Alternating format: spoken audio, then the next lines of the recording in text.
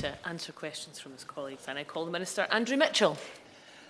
Thank you very much, and this is my first experience of serving under you, Ms Bardell, and I hope that there will be many more in the future. I'm extremely grateful to my right honourable friend, the member for Chelmsford, for securing this important debate and for her efforts to support sustainable development. She has a great deal of experience in this work, and she and I talk often in the margins of voting and in the margins of the House of Commons, and she has done a service to the House today to express herself as she has and with such lucidity. I'm going to come back in a minute to address a number of the points which she has made, and because of the brevity and succinct nature of the contributions in this excellent debate, I will have little excuse not to answer the many questions which have been made. Before I do that, however, I'm conscious that this debate takes place against the grim backdrop of the horrifying attacks against Israel, and our thoughts are with all of those who are suffering. Britain unequivocally backs Israel's right to defend itself. We are stepping forward with humanitarian support, working to protect civilians from harm and striving to keep peace and stability alive. Turning to today's debate, Britain played an instrumental role in establishing the Sustainable Development Goals in 2015, and we are committed to achieving them by the end of this decade. Yet, 7 years on, only 15% of the goal targets are on track, and nearly 40% are stalled or in reverse. We are currently on track to miss 88% of these goals. If this trend continues, it means that 575 million people will still be living in extreme poverty in 2030. It means that we have failed to limit global temperature increases to the 1.5 degrees agreed in Paris. And it means we will have broken the collective promise we made in 2015 to other governments and to our citizens. And at the halfway mark, with the clock ticking, we must rapidly accelerate progress on the goals, but we have some huge, complex and interlinked challenges to overcome: conflict, COVID and climate change, the cost of living crisis, debt burdens increasing to unmanageable levels. It's no wonder people are angry, particularly in the global south. Meanwhile, geopolitical divisions are making it difficult to address global issues together. And the international financial system is in urgent need of reform to ensure that no one, in the words of my honourable friend from Congleton, is left behind. In the face of these challenges, the UK is, I think, genuinely making an important contribution to reforming the system and ensuring the voices of the poorest and most vulnerable countries are heard.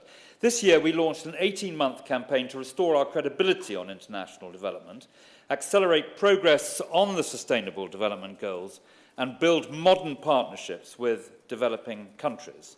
The campaign has already made progress, and I'd like to reflect on three aspects of it.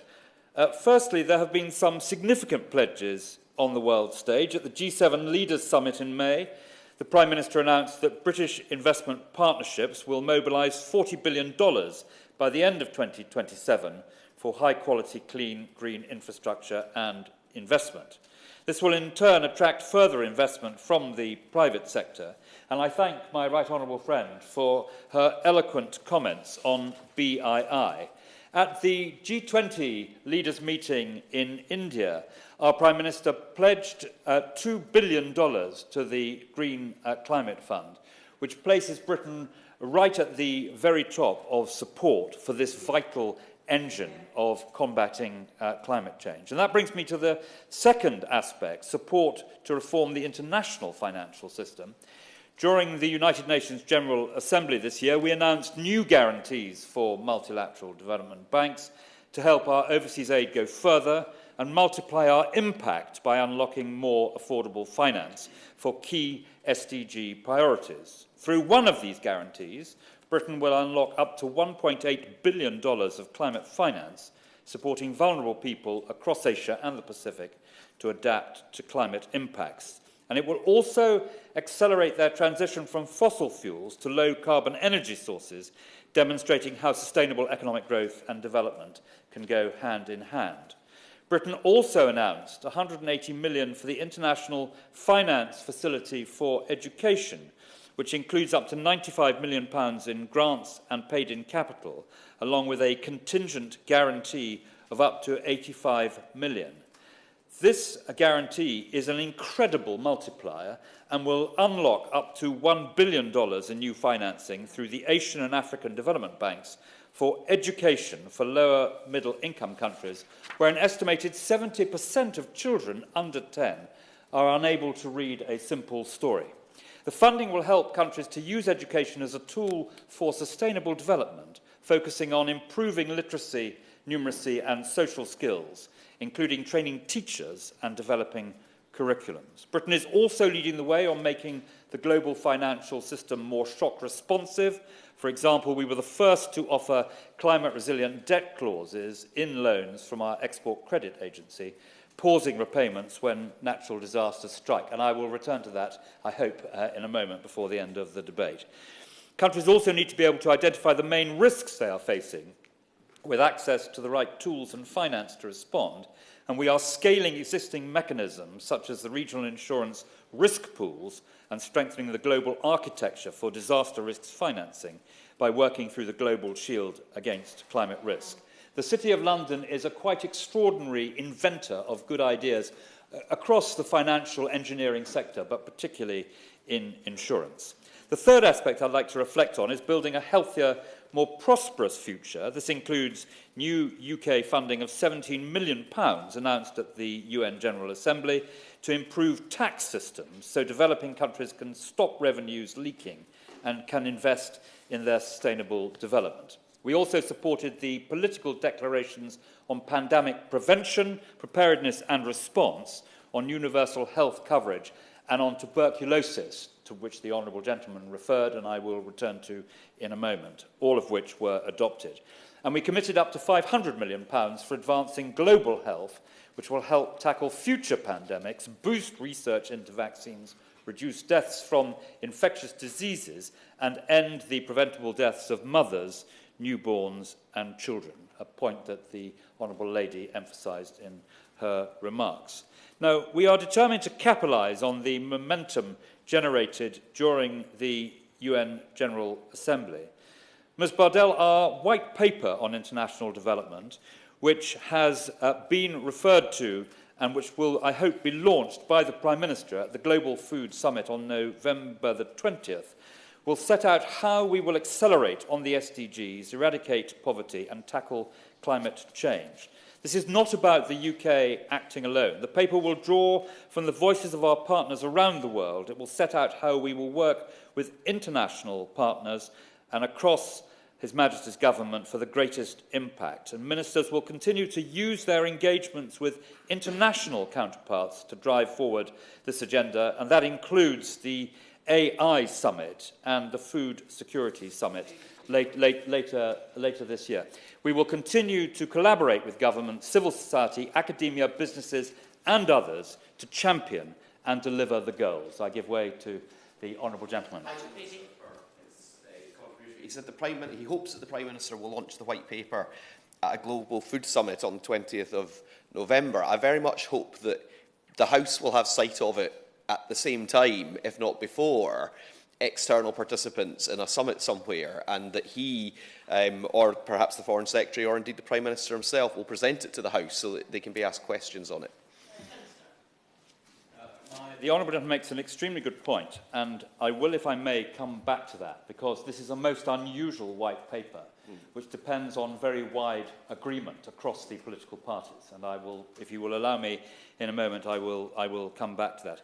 If I may now turn to some of the comments that were made in the debate, starting with my right honourable friend for Chelmsford. She made a very important point about the role of the private sector, and she mentioned in particular BII, formerly known as CDC. which invests risk capital in Africa, it's important to recognise the extraordinary contribution that BII makes. Last year, it invested approximately 67% of the investments it made in Africa, something over £700 million. We should bear in mind that Africa attracts about 3% of world investment. So for an organisation like BII, this is a tremendous commitment. It employs directly and indirectly something like 1 million people through those investments. That's food on 1 million tables. And over a 3-year period, it paid tax into the exchequers of the countries in which it invests of about £10 billion. Not all of that money will necessarily be spent to best effect, but it is absolutely the foundation of building up the ability of a country to meet the aspirations and needs of its citizens. She mentioned Education Cannot Wait, to which Britain is a huge contributor, and I have seen in Africa on the ground the way Education Cannot Wait is making a tremendous difference to children caught up in emergencies and disasters who are having to move and are displaced, and the way in which it is able to have a real effect. She asked me for an update on the White Paper. The White Paper will address these two key issues of how do we get the SDGs back on track, which I talked about how far off track they were earlier in my remarks, and also how we have a quantum leap in the amount of funding that is required. It is a White Paper which runs to 2030. Were it just to be for this Parliament, it would not have attracted the interest and engagement, not only of the brilliant and bright civil servants across Whitehall, but of the 50 countries who have made a contribution already to the White Paper. And because it runs to 2030, it will need to be a through train through the result of the election. Of course, Ms Bardell, I'm confident that my party will win the next election, but it is possible that that will not be the case, and that is a matter for the electorate to decide. But for that reason, it has all party characteristics. We are engaged in talking to all the other parties. In response to the honourable gentleman's question, I happen to know that this morning a meeting was being fixed with his party's development spokesman to show them what we are thinking of doing and to take account of their views and their advice. And let me assure the honourable gentleman that when the Prime Minister comes to launch this White Paper, we hope that it will be a British contribution to driving forward the two objectives I set out, and will not be seen in any way as a party political contribution. We are at our best in driving forward the goals that we all share when we do it on a British basis.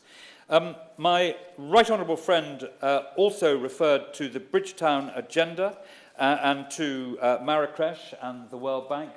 Under the new leader, AJ Banga, the president of the World Bank, the Marrakesh meeting was a tremendous success, and it also avoided the fears that many had expressed that it would be divisive between the North and the South. And it, I think, lived up to President Ruto's call in Kenya at the time of the African Climate Summit, that we should not allow ourselves to be divided east, west, north, south, and we should focus on investment and the private sector as the key ingredients for building our way through the climate crisis. She mentioned Sudan, and she mentioned Darfur, where she and I are both in agreement. There are signs of ethnic cleansing taking place in Darfur, and the world must react to that. And I hope tomorrow to speak to Mr. Hamdok, who has played such a leading role in civil society within Sudan, and we very much hope that the forthcoming meeting in Addis Ababa will be helpful in moving this on. But she is right to say, as others have said in this debate, that the situation in Sudan is desperate. This is not a fight about ideology. This is a fight between two generals seeking power, and it is a fight that is being conducted at the expense of that great country and the people who live in it. If I may then turn to the honourable gentleman for Ealing South, he made a very good point about TB and in particular about malaria, which was also made later in the debate. So if he will allow me, I will come back to that in just a minute. And my honourable friend for Congleton, who also asked about the White Paper, I hope I've answered most of her questions, but she will want to know that the White Paper will underline the importance of defending freedom of religion and belief for all. And it is not just because she occupies an office next to me in the Foreign Office that I can give her that reassurance. The honourable gentleman for Strangford, who is really my honourable friend, as so often spoke as the conscience of the House of Commons, and I will in a moment come to the points that he made because they were also made by others. My honourable friend for Hendon spoke about SDG 6 and the need for access to water. He is absolutely right about this. Britain has always been previously in the lead on WASH and on ensuring that we prioritise this. I think our efforts have slipped a bit in recent years. 10 years ago, we were securing clean water for the same number of people as live in the United Kingdom, 60 million, just more than 60 million people. It is a vital part of international development, and I'm most grateful to my honourable friend for making that point. I should tell him that our right honourable friend, the member for North Somerset, is just about to publish a book on water and the implications around the world. And on the basis, Ms Bardell, that we authors must stick together, I hope that the book will tackle and set out some of the difficulties to which he referred. He also spoke about demining, and I speak as a former ambassador for HALO in recognising that the work that MAG and HALO, these two brilliant British organisations, are doing around the world in conflict zones. I can tell him that it will feature in the White Paper, and that he is absolutely right to put his finger on it. And it's not just about lifting ordnance out of the ground. It's also about extending the reassurance for people who are farming and building up stronger communities in areas that have suffered greatly from conflict. The honourable gentleman from Glasgow North, quite apart from speaking about the importance of the White Paper, taking wide account of the views of the House, also mentioned Malawi. I pay tribute to the Scottish Government for the work that they have done in focusing on Malawi, and in the Foreign Office we are very conscious of the importance of this country, which faces so many challenges, and the very good work that is done by many different parts within the United Kingdom. He made the point that the SDGs should apply to all countries, and I agree with him. He will know that Britain conducted its own audit in 2019, and we came out of it extremely well, as he and I would both expect. We will do another audit in due course, but we're loath to engage officials in doing it too soon because it is likely to replicate what was said back in 2019. And he spoke about conflict prevention, which is at the heart of international development, stopping conflict, starting, if it starts, stopping it and reconciling people subsequently. That's the first of the key hallmarks of international development, the second hallmark being building prosperity, which is inextricably linked with the first one as well. I come now finally to the Honourable Lady for West Ham, who asked again about the White Paper, and I repeat the comments I have made about the fact that I had a meeting with my opposite number in the opposition earlier this week, which was extremely constructive. She talked about the critical nature of the climate change disaster that we face, and she is right, it is the existential crisis of our time. The world is burning up. We've seen these extraordinary extremes of weather. The oceans are dying, the chemical changes which have taken place because of the rise in temperature. And she will know better than me, as she is a London member, that there were last year brush fires in London for the first time. So there is no doubt that this is the existential crisis of our age, and that is why we are putting so much effort into ensuring that the British contribution is as good as it can possibly be. She talked about food and starvation, and she is right that it is obscene in the world today, where there is plenty of food for everyone, that some should starve. And I'm pleased to be able to say that next year, because we have the budget now under better control, we are able to allocate ahead of time £1 billion for humanitarian relief, and the White Paper will have more to say about how we can build greater resilience and adaptation into that process. And of course, she will know that the Global Food Security Summit takes place on November the 19th and 20th, and that will look specifically not so much as a pledging conference, but more at the way in which technology, science, artificial intelligence, science can drive forward our objectives. She also raised the issue of Sudan. She rightly asked about sanctions. We have sanctioned people. We don't talk about it normally on the floor of the House because she will know very well it is a process. But we are very conscious that this is a powerful tool in the armoury for trying to make change. She raised the very important issue of debt. She is right that the principal instrument is the G20 common framework, but we need to do far more than that. And we have learnt lessons from the negotiations that Zambia and Ghana, in particular, two very close friends and allies of the United Kingdom, have been through. These climate-resilient debt clauses, which have been, I mentioned them briefly earlier in my speech, it's very important to understand this British invention, which is a real benefit for countries under stress. It means, for example, that a country like Ghana, faced with a pandemic or an extreme event, instead of having to use its liquidity to help its citizens, currently has to use it to pay off capital and interest on debt. The climate-resilient debt clauses mean that that is no longer necessary. There is a 2-year holiday so that the money can indeed be used to help their own citizens. It's an important contribution by Britain. UKEF, our Export Credit Guarantees Agency, are using it, and we hope before long that everyone will be using it. Finally, let me make this point. Both the Honourable Lady and the Honourable Gentleman raised the issue of malaria and TB.